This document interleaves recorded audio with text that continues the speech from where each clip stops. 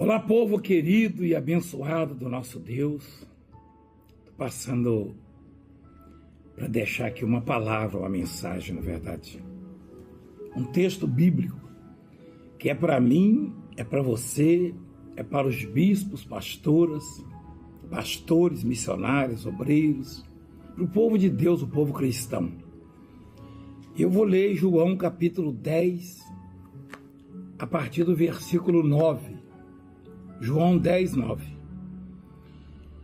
Jesus disse: o ladrão vem somente para roubar, matar e destruir. E eu vim para que tenham vida e a tenham em abundância. Eu sou o bom pastor. Aliás, o versículo 9, diz assim: eu sou a porta. Se alguém entrar por mim, será salvo. Entrará e sairá e achará pastagem. Eu sou a porta. Ele não disse eu sou uma porta, eu sou a porta. E se alguém entrar por mim, será salvo. Entrará, sairá e achará pastagem. Agora sim, o versículo 10. O ladrão vem somente para roubar, matar e destruir. E eu vim para que tenham vida e a tenham abundância. Preste atenção nessa palavra ladrão. Tá? Em primeiro lugar, Jesus ele disse: eu sou a porta. Dizendo o seguinte: eu sou a única porta. Não tem salvação fora de mim. Não. Foi isso que ele disse. Não há salvação, não há livramento, não há milagre fora de Jesus Cristo, não. Todo o poder foi dado a ele. Isso aí não tem nada a ver com religião, seita, filosofia de vida, não. Jesus é a porta. Nem Valdemiro, nem pastor nenhum, nem profeta, ninguém pode dizer que é Salvador, que é a saída, que é a solução, ou que é a porta. A porta é a saída, né? A saída para o grande problema, a grande dificuldade que você está vivendo não é Valdemiro, não é profeta A, B ou C, o pastor, o padre, pai de santo, não. A saída é Jesus Cristo, porque porta pressupõe-se que é entrada e saída. Ele disse: entrará e sairá, e achará pastagem, que é a solução, né, para a ovelha, a abundância, o sustento da ovelha. Jesus aqui está dizendo que ele sustenta o crente, o cristão, o servo, ele abre as portas, ele soluciona os problemas. Aí depois no versículo 10 ele diz: o ladrão. Ele está falando de quem? O ladrão vem somente para roubar, matar e destruir. Ele está falando de Satanás, do diabo. Só que ao invés de chamá-lo de Satanás, o diabo, ele o chama de ladrão. A pergunta é: Satanás consegue roubar um relógio seu, um celular, uma televisão, um carro, uma joia, um cordão de ouro, um anel de ouro, uma aliança, um dinheiro? Satanás é um espírito mau. Ele consegue roubar alguma coisa material seu e sair com ela nas costas? Não. Ele consegue roubar dinheiro na sua conta? Claro que não. E por que ele é chamado de ladrão? Porque o ladrão, ele está atrás do tesouro do homem. O ladrão está atrás de tirar aquilo que é mais precioso, que é mais valioso, que é mais importante. Tá? Quando você faz da sua mulher, da sua esposa, o seu tesouro, ou seja, você põe o coração. Porque talvez você não entenda o que significa a palavra tesouro. Tá? Na verdade, tesouro é um conjunto de bens, de valores, né? E Jesus disse: aonde está o seu tesouro, ali estará também o quê? O seu coração. Satanás, ele não está interessado nisto ou naquilo. Ele não usa dinheiro, ele não usa celular, ele não usa um relógio de ouro, não. Ele é um espírito. Ele está interessado naquilo cujo meu coração está arraigado. Porque quando Jesus disse que o ladrão, ou seja, Satanás, ele venha para roubar, ele não vai levar nada material meu. Ele vai trabalhar para fazer eu perder aquilo que é mais importante na minha vida, que representa o meu tesouro. Por isso que Jesus disse, aonde está o seu tesouro, ali estará também o seu coração. E se eu faço da minha família o meu tesouro, ou de qualquer ente querido, ou mesmo de qualquer bem que eu tenha conquistado, se eu ponho meu coração em algo material, pode estar certo que Satanás vai criar um projeto, um meio, um mecanismo para tirar aquilo de mim, para atingir meu coração. A pastora Raquel foi muito feliz quando permitiu Deus usá-la na vigília e falou sobre o tesouro. Se você observar a história de Jó, Jó tinha uma esposa fiel, temente a Deus, e em todas as cerimônias de Jó, para buscar a Deus, ela estava e dando glória a Deus sempre.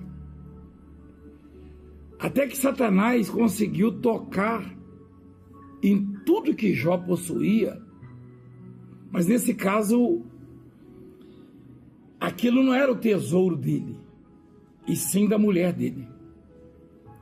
Pensa bem, quando Satanás se apresenta numa das reuniões que Deus fazia com seus filhos,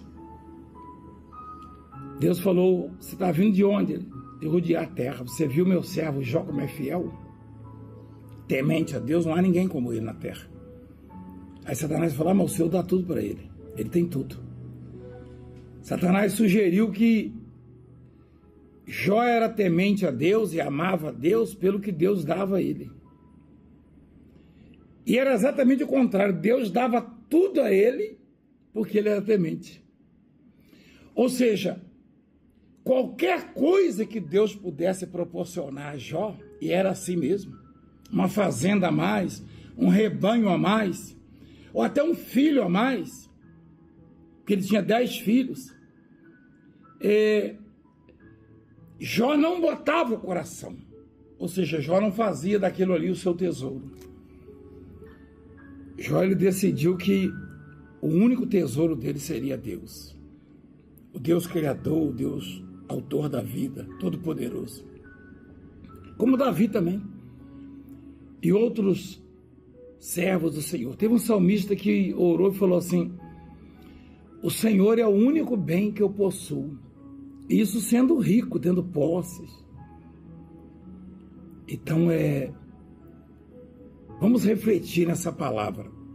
Quantos transtornos, frustrações, decepções e maus tratos e sofrimentos e lágrimas eu e você já tivemos. Porque nos apegamos a determinadas coisas, até pessoas, que não merecem esse tipo de amor, de apego, não. Porque tesouro mesmo, riqueza mesmo é Deus na vida do homem. Ele pode ser casado, a senhora pode ser casada, ter um marido, pode amar o seu marido, e deve, e vice-versa.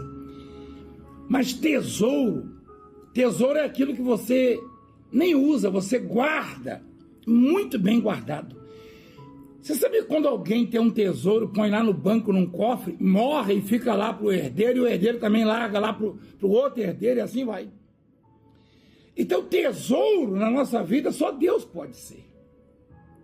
Porque onde está o nosso tesouro, ali está o nosso coração.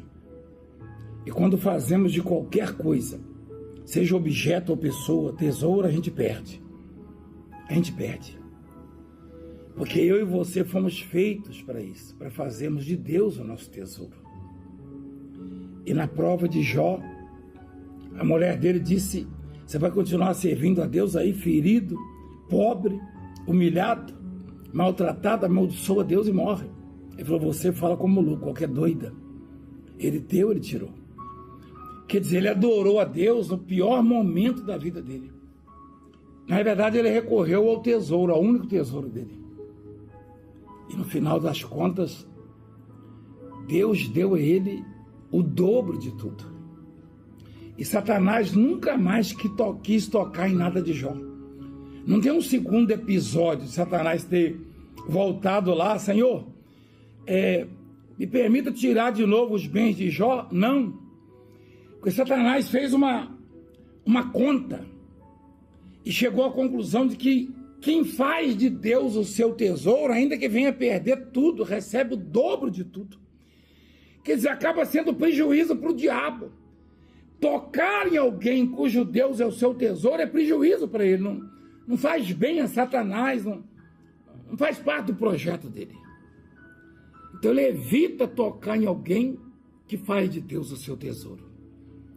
Porque Jó tinha 1.000 de um, 500 do outro.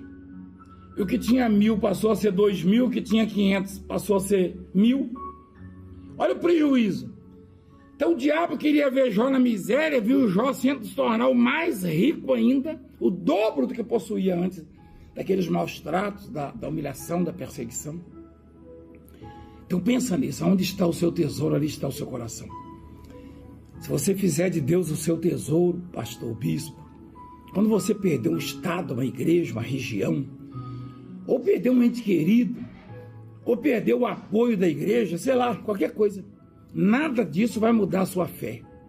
E seja você frequentador, membro, qualquer cristão ou crente, o seu tesouro tem que ser Deus. E ainda que Satanás tenha permissão para tirar qualquer coisa de você, ou tudo de você, você receberá o dobro. Então a mulher de Jó, ela provou que o tesouro dela era aquilo, a riqueza que eles conseguiram. Jó, quanto mais rico ficava, mais amava a Deus e mais tinha como tesouro o Deus vivo e poderoso. Então essa é a fé do cristão, do crente. Essa é a esperança do homem de Deus. Pode perder o que for. Deus é o tesouro. Deus é o seu tesouro, é o meu tesouro, é o nosso tesouro. Tem que ser assim. Porque o mundo jaz no maligno. E Deus jamais vai permitir que sejamos envergonhados, derrotados, frustrados. Não. Ainda que venha esse sentimento, é breve. Tenha certeza disso. Então, neste domingo, vai ser o domingo de Jó. Presta atenção. O domingo de Jó. Aonde está o tesouro, ali estará o seu coração.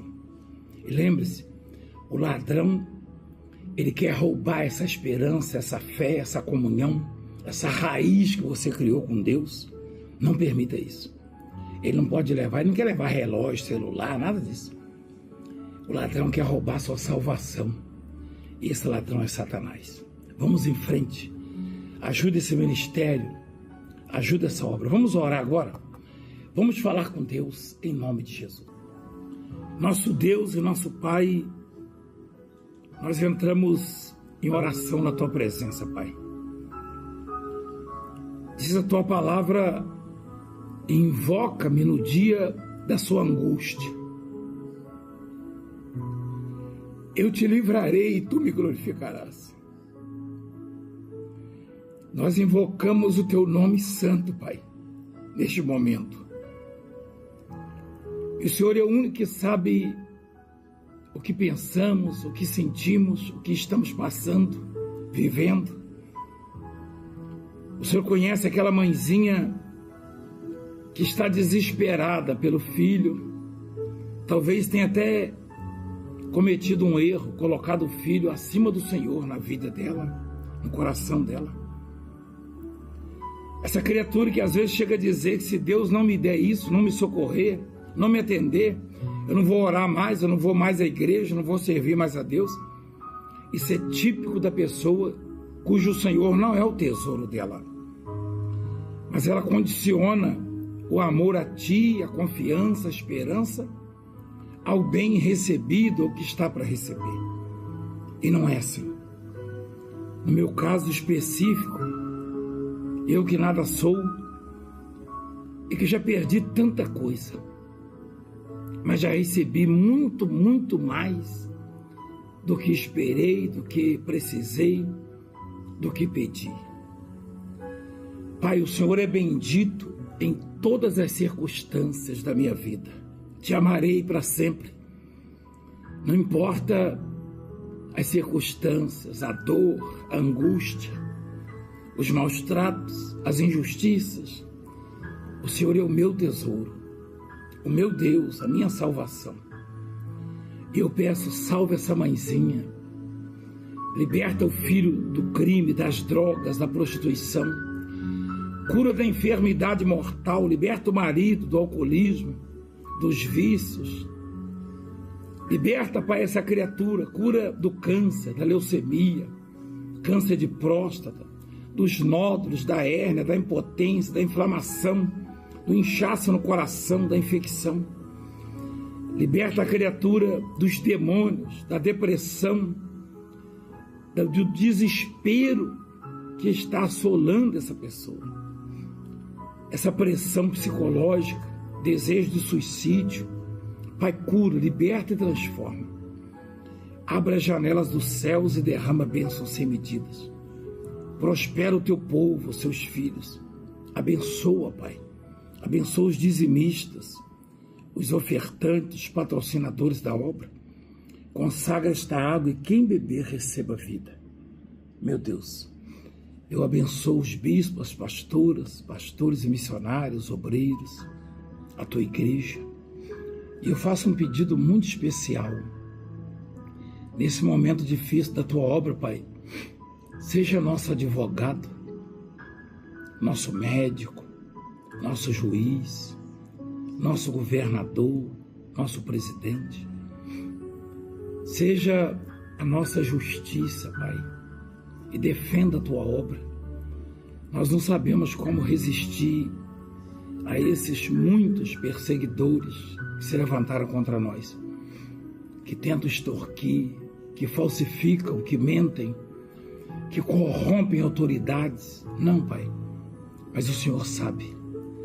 Por favor, defenda a tua obra, por favor. Eu nem peço que o Senhor me defenda, bem que eu gostaria que o Senhor me defendesse, mas eu estou pedindo que o Senhor defenda a tua obra, a tua igreja, o teu ministério, que salvou tanta gente já, tirando da criminalidade, da prostituição, das drogas, da prostração. Por favor, defenda a tua obra, manda um anjo, basta um, Pai. Pode ser aquele que estava lá com o Sansão, ou aquele que foi visitar o Gideão, ou aquele que esteve com Abraão naquela batalha. Pode ser aquele que atendeu a oração do Daniel, recebeu ordem do Senhor, que fez a oração chegar, ou a resposta chegar a Daniel.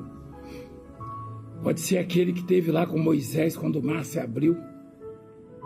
Sim, aquele que levou o pão e água para o Elias. Oh, Pai, pode ser aquele que esteve lá com Ana, naquela oração de Ana. Aquele que foi lá levar a vitória ao rei Ezequias.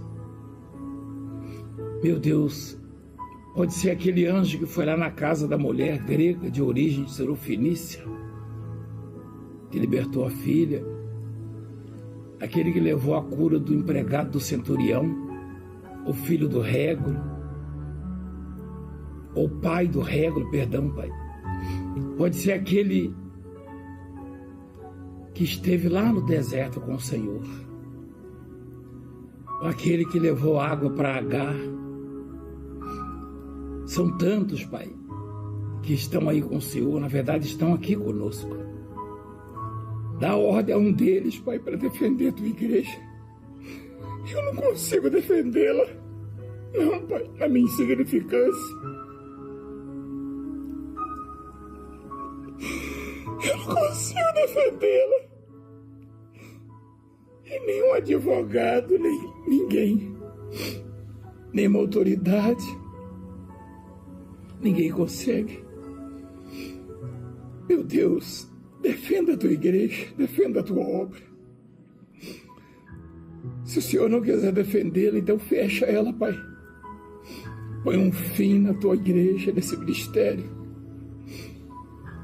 Se o Senhor não quer defendê-la, eu sei que o Senhor pode. Fecha a tua igreja, Pai. Acaba com a tua obra. uma igreja mundial, deixa só as outras, acaba comigo. Mas se o Senhor a ama, esses milagres todos, essas obras todas, esses leprosos todos, esses cancerosos, ex-mendigos, esses que fazem a tua obra, que viviam nas drogas, na sarjeta, eu que nunca fui nada, e o Senhor me colocou à frente dela. Por favor, Pai, ouça a minha oração. Se o Senhor não quiser defendê-la, então acaba com ela, fecha todas as igrejas e acaba conosco. Acaba comigo, Pai. Me leva para ir para junto do Senhor. Mas se o Senhor ama essa obra e essas obras todas que temos mostrado, que não são obras minhas, nem de pastor, de bispo, de pastora, da bispa, não. Essas obras não são de homens. Então eu estou pedindo, Pai, de todo o meu coração, na minha insignificância. Eu confesso ao Senhor que sou pequeno demais, insignificante. Sou pecador, não mereço nada do Senhor, mas eu estou pedindo com todas as minhas forças e de toda a minha alma. Se o Senhor não quiser defender a tua obra, então acaba com ela. Mas se o Senhor quiser defendê-la, faça agora, por favor. E mostra esses tais ladrões, perseguidores, malditos, enganadores, fraudulentos, corruptos e corruptores, que o Senhor é Deus nessa obra. Defenda a tua obra, Pai, defenda a tua obra. Eu estou te pedindo. E abençoa os seus filhos, abençoa os advogados, ilumina-os, abençoe os que estão à frente desta obra. Bispo Jorge, Bispo Anderson, Pastora Nina, Pastora Fabiana, Bispa Francileia, todos os bispos e pastoras, minhas filhas, obreiros. Meu Pai, defenda a tua obra, eu estou pedindo de todo o meu coração. E defenda o teu povo, os seus filhos, curando-os, libertando-os, prosperando-os. Abençoa-os dos 7.000 que não se dobram, dos 153, os dizimistas. Multiplica 1000 vezes mais na vida deles. Consagra esta água e quem beber receba vida. Em nome do Pai, do Filho e do Espírito Santo. Amém. Graças a Deus. Deus abençoe você e até domingo, às 9 da manhã no Braz, se Deus assim nos permitir. Se prepara para o grande dia da mega imposição de mãos, no primeiro domingo, que será no primeiro dia do mês de junho. Estaremos em breve lá no Ceará, na mega imposição de mãos, também na Colômbia. Um beijo, fique com Deus, inscreva-se no canal e multiplica. Até lá.